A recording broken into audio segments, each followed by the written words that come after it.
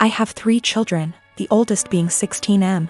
For my birthday last week my son went out and bought me this swinging hammock chair that I had been wanting for 2 years, and it cost him quite a bit of his saved money, which I fully intend to put back into his bank account so he can continue saving.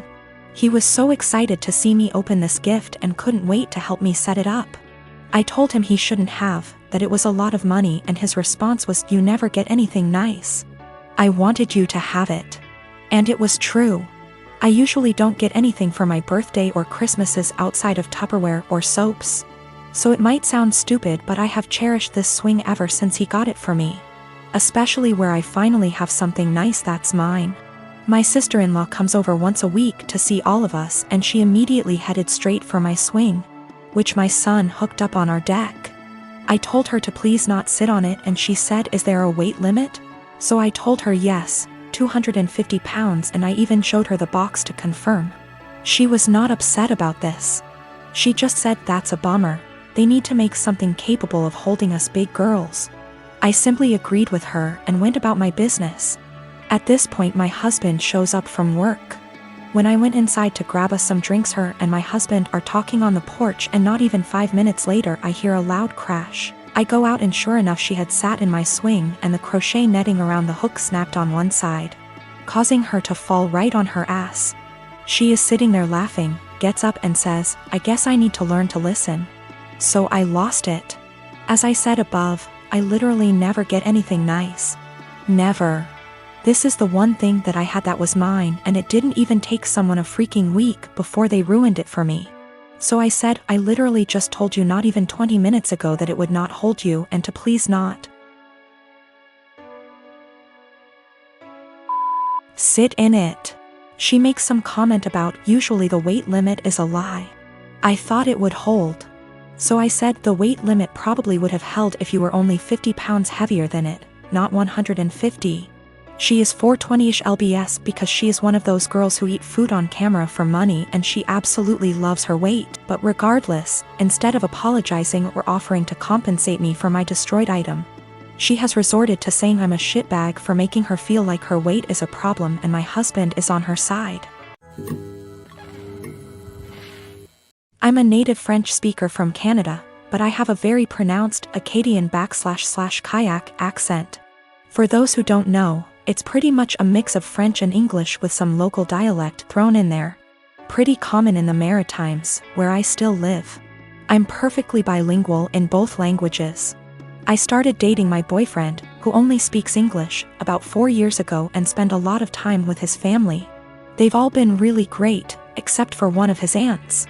She says she was a French teacher in Anglophone schools for over 40 years up until a year ago, and even studied in France. And she insists on only talking to me in French.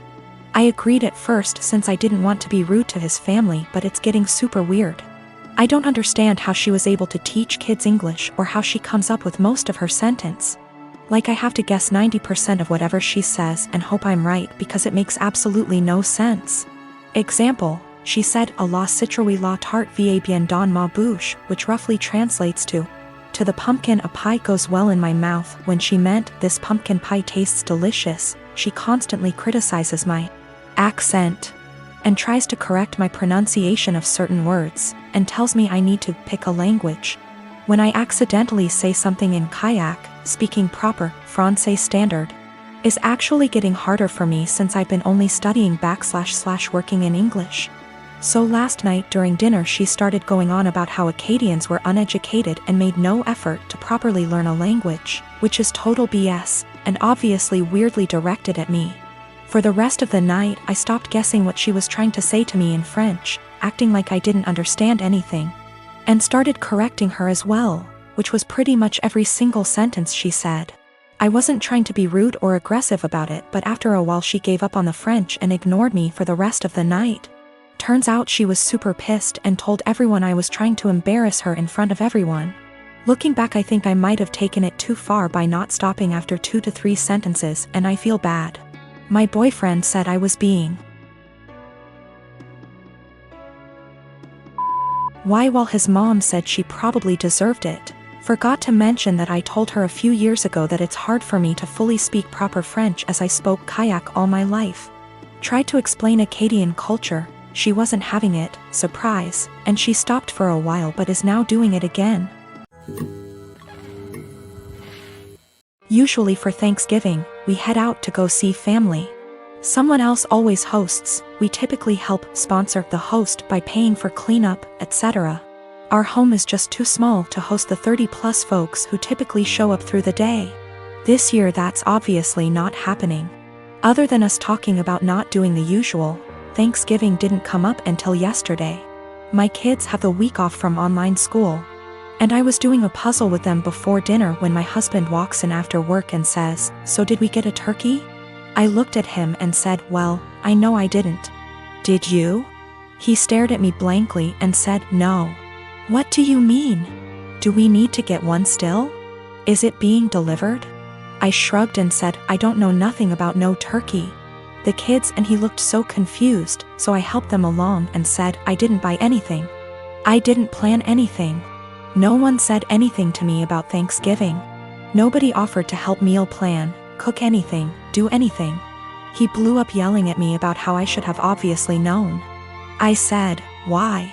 I've literally never planned or made a Thanksgiving dinner in my life. The most I've ever done was help clean up or maybe peel the potato." I asked him why didn't he plan anything, why didn't the kids plan anything? Why is everyone waiting until the last minute and dumping it on me? He just sputtered and yelled and stormed off to his office and left me with the kids. We all had dinner, the kids cleaned up, and I was relaxing with some wine and a book after they all went to bed. My husband tore into me about how he can't believe I left this all to the last minute. Now there will be no Thanksgiving. How could I not be heartbroken to do this to the kids, etc. So I just looked at him and said, "Why didn't you plan? Why did you wait to the last minute to ask me?" He told me I was being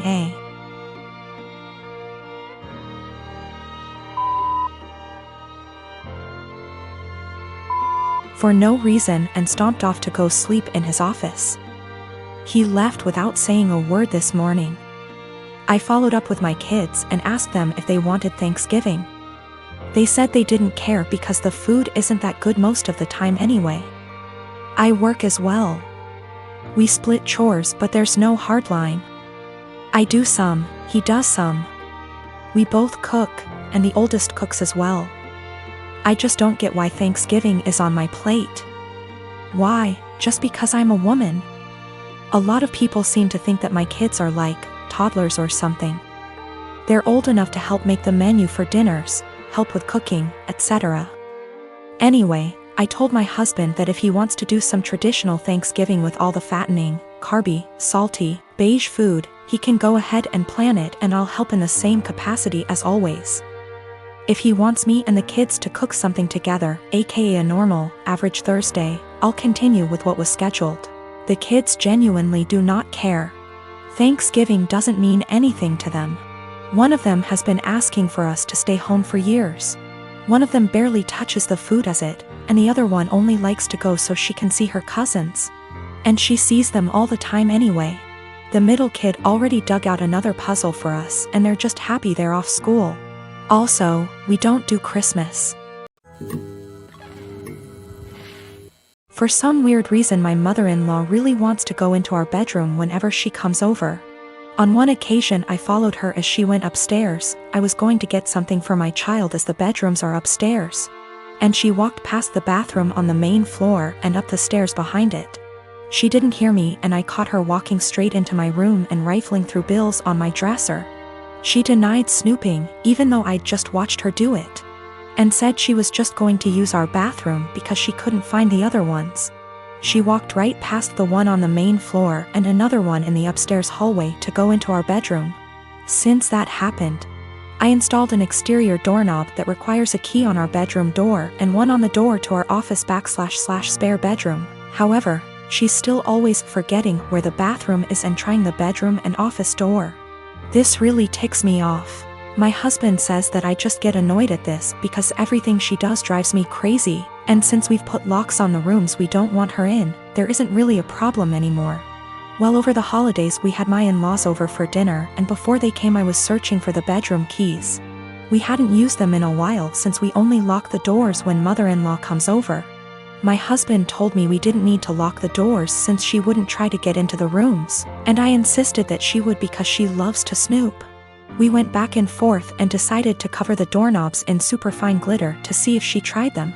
I did this once before when husband didn't believe me about the snooping to prove she'd been in the rooms. Last time she ignored the glitter and we didn't say anything about it, but then my husband couldn't deny that she'd tried to snoop. So this time I covered the knobs in glitter and for the office went a touch further and rigged a little folder of glitter over the door to the office before the in-laws came over. I left it one side unlocked, French doors, and it was set so if you walked in the room you would get covered in glitter. Husband goes out of his way to show his mom the main floor bathroom when they got here and specifically asks his parents and sister not to go upstairs. There's a baby gate so the kids can't get upstairs either. Well, guess who had to go to the bathroom and got covered in glitter and had it all over their hands and hair? She completely lost it and started screaming at me, so I yelled back and now my husband is saying I went too far. Apparently her car is ruined now too because it's covered in glitter that she can't get cleaned up. I will be ordering some cellulose glitter that is biodegradable and safer for future projects. And if she comes over again, I will set up a camera. Or at least print out some fun fake documents so if she snoops again she can at least find something interesting.